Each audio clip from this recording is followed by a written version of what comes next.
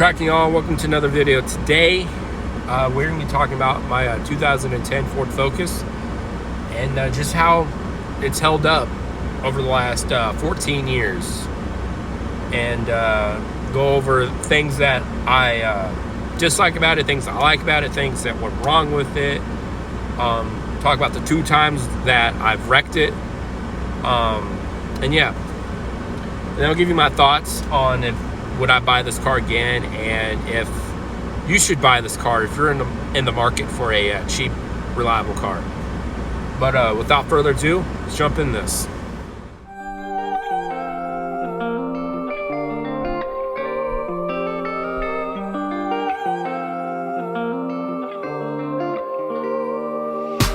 I am a leader, you shouldn't follow. Hard to keep up with the wild desperado.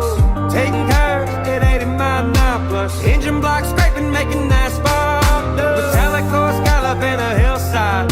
Pipe sickle from the tree, shaking as we all. Alright guys, for those that are new to the channel, this is my 2010 Ford Focus. I've had her for about 4 years now. I initially bought her for about $5,000. The guy was originally asking $6,500. Went to go test drive her. Battery wasn't working at all, so we had to get a new battery. And she didn't have winter tires either, so it was kind of sketchy driving her home. She sat for a good week until I was able to get some cheap winter tires off Facebook Marketplace for about 50 bucks. And then my dad actually worked with a guy who was selling a set of Steelies, so my dad was able to give me a damn good deal on these Steelies for like all 4 for about like 100 bucks for all 4, which you can't beat that with a stick. And they're like brand new wheels as well. I haven't had a set of tires put on them. This guy just had them sitting in his garage. He was going to put on his wife's car, but never did. So got them for like 100 bucks for all 4. So can't beat that with the sticks. When I got her, it was 79,000 miles on her. And now, as of the making of this video, there's a 117,328.1 miles exactly. But I haven't had much issues with her. There's been a couple things that's has happened with her, and it's just for me driving her and her being 14 years old. I mean, it happens to all vehicles. But anyways, it's a alright guys, so she's been pretty reliable for the most part. There has been a few things that went wrong with her. The first thing were the spark plugs. I had to change out the spark plugs. That was actually a year ago to this day that I changed them out. And then the ignition coils, when we did change them out, these 2 were cracked on top, and then this one was cracked on the bottom. This one was fine, but when I changed out the first 3, I just went ahead and changed all 4 of them out.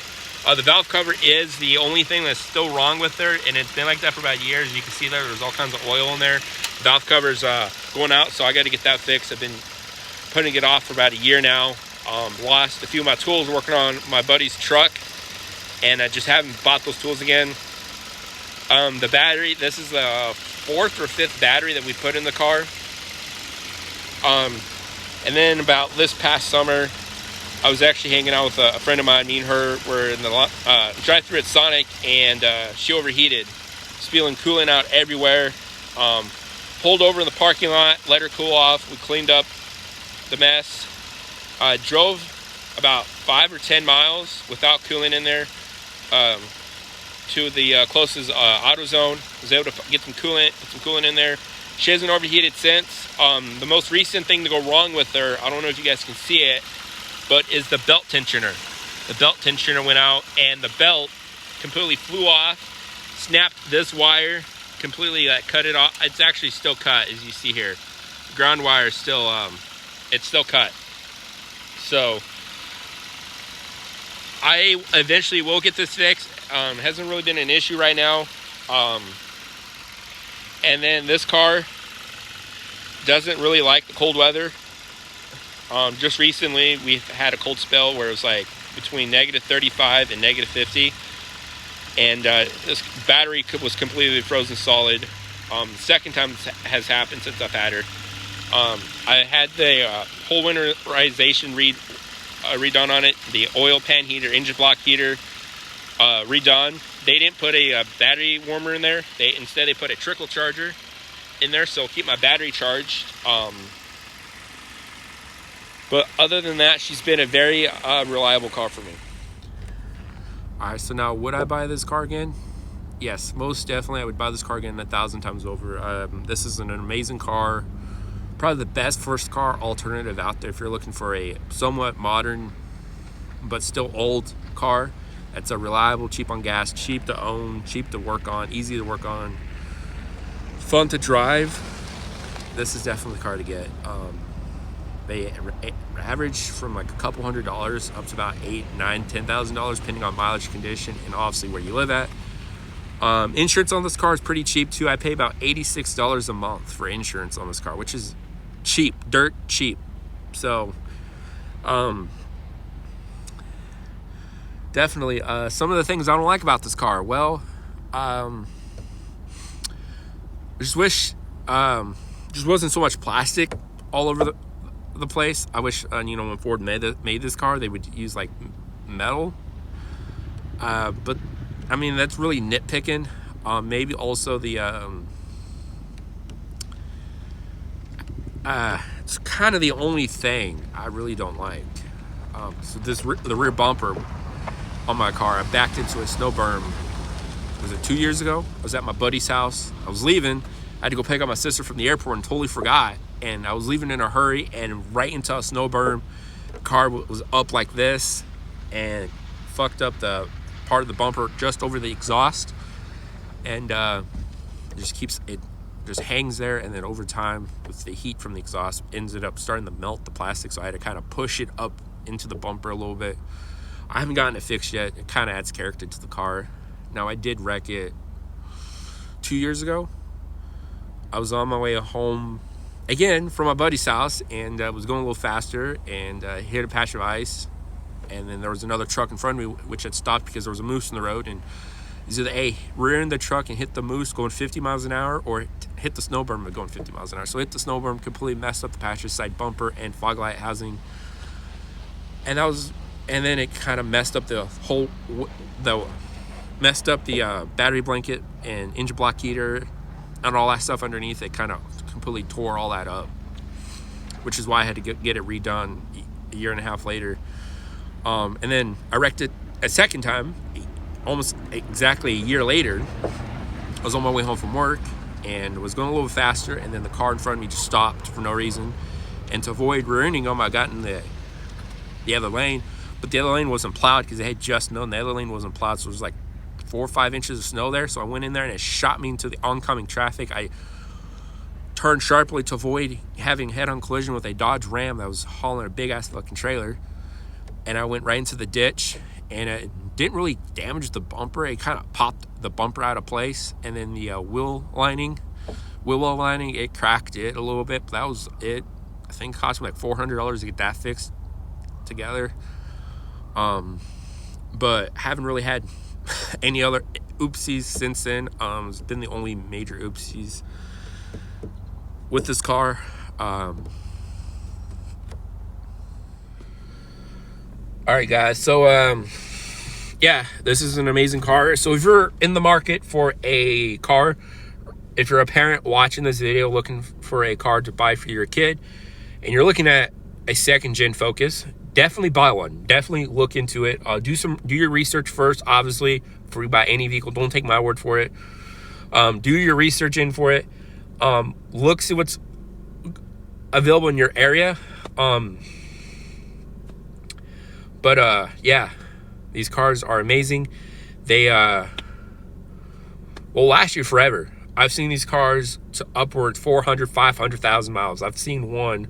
My buddy's actually a mechanic at the Ford dealership here, and I was there with him one day getting some parts for my car and parts for another project that I got coming for the channel, so you guys stay tuned for that. But he had a car there at the Ford dealership here, and it had 650,000 miles on it, and it was in for a CV axle replacement, which not just this car, but all front-wheel drive cars tend to have CV axle issues. It's just how it is. But yeah. All right, guys. So I did throw in this Kenwood stereo in here from the last time I did a video.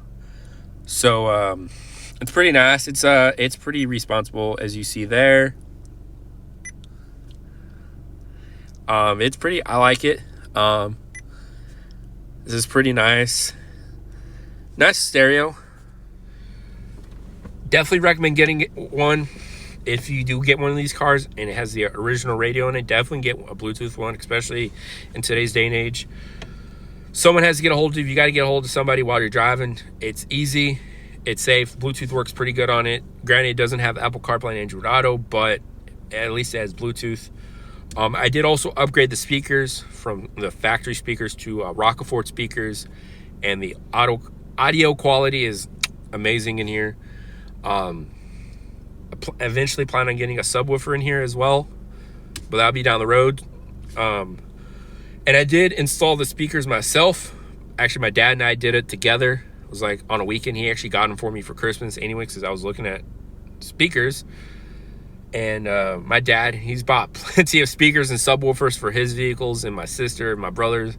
So he has experience in buying, so he knew what the best quality speakers were for my car. So the other thing that I did get for her is a Viper auto start. I actually will show you guys right now. Right here, it's dead. The fob is dead, but it's a two-way auto start, so I can actually start it from a mile away. Lock, unlock, and then also there's a function on here which I like. And if you live in a cold climate, this actually would be pretty good for you. But if you live in an area where it gets pretty cold in the winter and you can't plug your vehicle in to keep your vehicle warm, what you can do is they have this function on it called Smart Start. And what the Smart Start does is it senses the internal temperature of your car, and if it drops below 0 in the car, it will start the car up for you, and it will run a full 25 minutes, which is nice because most auto starts run about 10 to 15 minutes. The original auto start on here was like a Comstar, something like that, and it would only run like 10 minutes. So the fact that this runs 25, I don't think any other auto start runs longer. It's nice. This was like almost $2,000 for it, but it's well fucking worth it. It's currently in valet mode right now, as you guys seen earlier in the video.